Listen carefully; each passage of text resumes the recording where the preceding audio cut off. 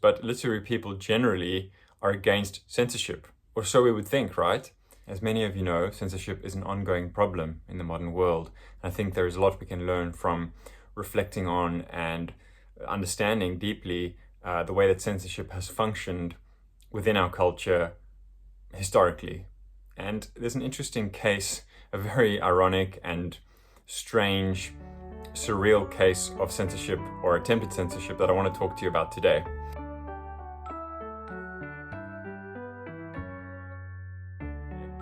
Now, in South Africa, during the apartheid regime, censorship was heavily used by the apartheid government to quash and silence and repress dissenting voices who wanted to disrupt and call into question the abhorrent practices and ideology of the South African apartheid government. There were many writers who were banned throughout that period of apartheid regime, starting in 1948 and all the way through to the late 1980s and early 1990s.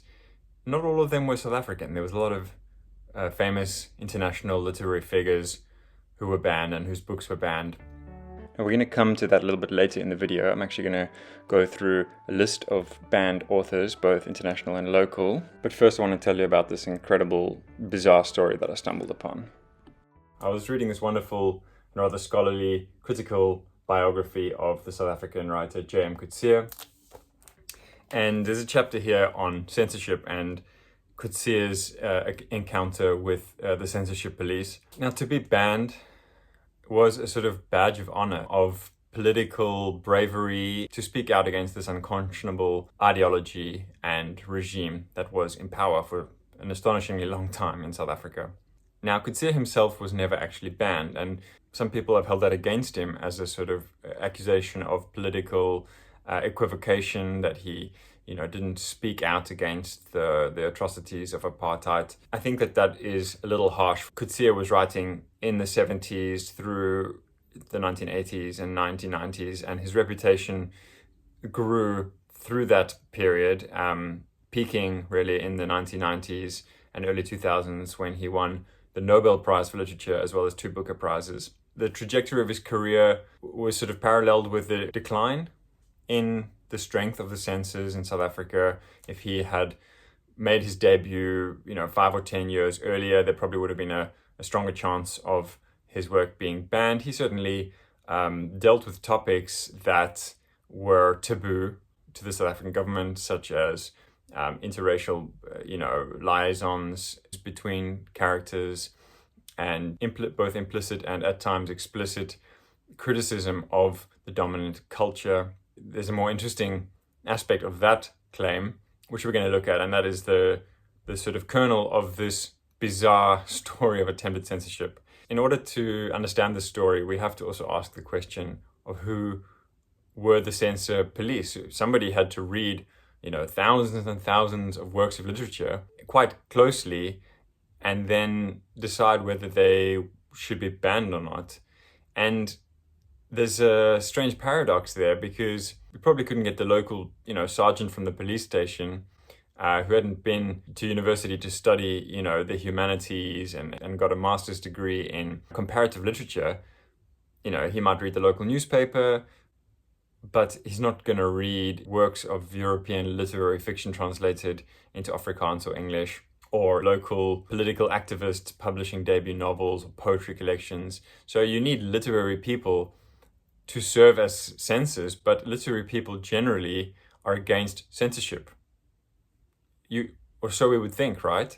And you need not just 3 or 4, you need a fleet of literary figures to act as censorship police. And that's a challenge, a good challenge, of course, because censorship is terrible, but this was something that they were faced with. So the system in South Africa changed through the decades. It morphed and became more localized through time as they struggled to deal with the burgeoning voices dissenting and proclaiming the horrors of apartheid, as well as becoming more and more fundamentalist and banning more and more works on moral grounds, ostensibly on moral grounds, from international writing. So they had their hands full, and what they did was they delegated small groups or committees to particular regions. I suppose we need to ask the question of what was their moral standing. Did they have qualms about doing this, or were they just kind of hell-bent ideologues wanting to destroy their own tradition from within? I think we can quite safely say, and from my own understanding of the situation, that probably they had trouble sleeping at night in performing these functions. But that's not the main point of the story, so we're going to put that question aside. So this surreal story involves Coetzee's book In the Heart of the Country, right? This was his second novel, so he was still a young writer, still, making his way, and he had real concerns about the livelihood and the personal safety of his local publisher, the Raven Press, as well as, the implications for his international publisher, Harvel and Secker. This novel was put before the committee, the censorship committee, which consisted of F.C. Fensham, H. van der Merwe Scholz, who was a professor of Afrikaans, and Anna M. Lowe, who was a colleague of Coetzee's at the University of Cape Town. Now, all three of these readers admired the book's literary strengths, and they explicitly downplayed the obscenities and the transgressive aspects of the novel that would certainly have warranted censorship according to the repressive ideology of the time. And this is the amazing part of this story, is that Anna Lowe, she reworked her censorship report, turned it into a book review for a local newspaper, Die Burger, which was a Cape Town daily newspaper, and eventually a snippet, a small excerpt from this book review ended up as a blurb on the dust jacket of a future edition. I was hoping that perhaps that blurb in question might be on the back of this old beaten up cover that I've got of In the Heart of the Country, but it's not, unfortunately. That would be great. And as Wittgenberg deftly put it, inadvertently the voice of the censor thus insinuated itself into the very book that it was subjecting to scrutiny, thereby forming a bizarre and insidious circuit of simultaneous repression and endorsement. I just find that so bizarre and just hilarious, really, and a good thing. It's a good thing, right? That this horrible anti-art, anti-truth regime had some small amount of comeuppance. Of course, eventually apartheid was overthrown, and Nelson Mandela came to lead the country after 27 years in prison. And that was, the sort of transition and this turning point from the apartheid past into the supposedly democratic present.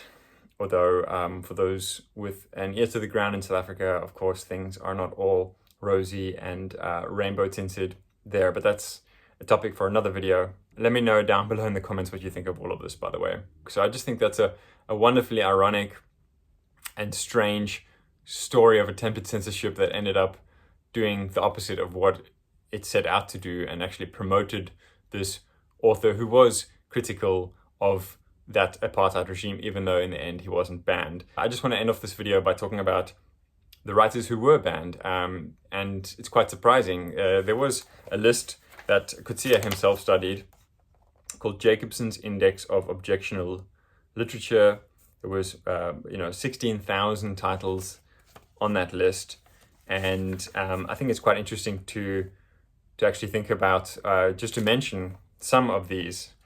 So we have American writers of the 20th century, such as William Faulkner, Nathaniel West, James Farrell, Richard Wright, and then the Russian writer based in America, Vladimir Nabokov. Lolita was banned, Norman Mailer, James Baldwin, Joseph Heller with Catch-22, John Barth, The End of the Road, William Burroughs, Henry Miller, John Updike, Jack Kerouac. Then, of course, D.H. Lawrence, Lady Chatterley's Lover. We've talked about the history of that text on this channel. I'll leave a link above for that video. Christopher Isherwood, Doris Lessing, Kingsley Amis. Now, there were also, of course, South African writers, and I just want to highlight them because it's awful to be banned in another country, but to be actually banned in the country where you are based, where you are trying to carve out a precarious livelihood, is just a living nightmare. And I just want to, name some of these brave and sterling figures who who were dedicated to the craft of writing and the art of storytelling, and were unafraid, or certainly undeterred to a large extent by the threat to their livelihoods and their lives.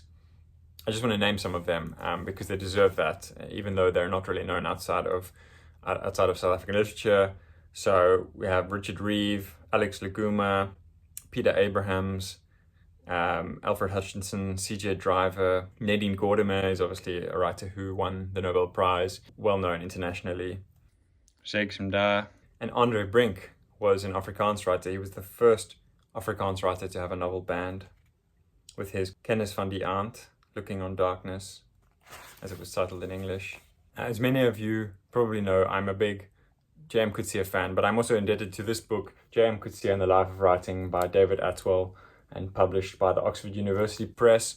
A really deep dive, both literary, critical, scholarly, as I said, and quite personal as well. Atwell knew Coetzee, or knows Coetzee personally, which adds quite an interesting depth and dimension to this biography, while at times I do think perhaps getting in the way of the more negative aspects that could be, or the arguments that could be brought against Coetzee's approach and his publishing career and his political viewpoints. I feel like Atwell tiptoes a little bit around certain aspects, although Coetzee also had a lot of personal tragedy in his life, and he's still alive, so I also understand some reticence on that front. But it's a really fantastic book, and it has this great chapter on the burning of the books and on censorship, and that is where this story comes from. So I'm indebted to that text. Let me know what you think of this issue. Of course, censorship is still an ongoing thing in many parts of the world, whether it's explicit or implicit. We need to be able to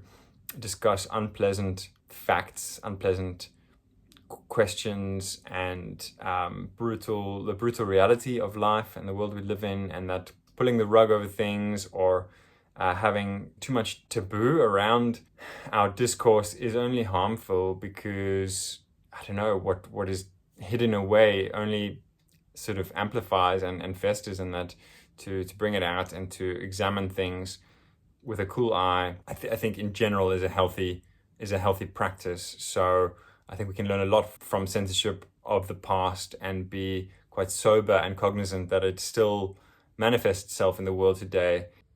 I can't make this video without also just articulating the harsh and terrible truth that some South African writers were assassinated for their beliefs, most famously Steve Biko, but also a lesser known figure, Ruth First.